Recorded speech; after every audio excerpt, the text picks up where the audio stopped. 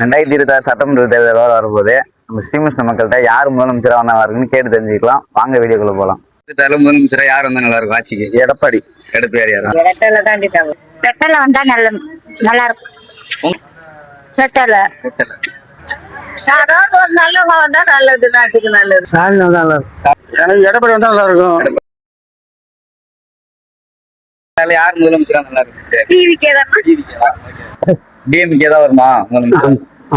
உங்க ஓட்டு காங்கிரஸுங்களா? ஆமா ஆமாப்பா, எனக்கு ரெட்டல உங்களுக்கு வந்து ரெட்டல வந்தா எனக்கு உதவி செய்வாங்க, நல்லது கெட்டது. முதலமைச்சரா நல்லா இருக்கும். முக ஸ்டாலின் இப்ப திமுகவுக்கு வேணாம்பா, எடப்பாடியார் தான் வேணும். எடப்பாடியார் ஆட்சி யார் வந்தா நல்லா இருக்கும்?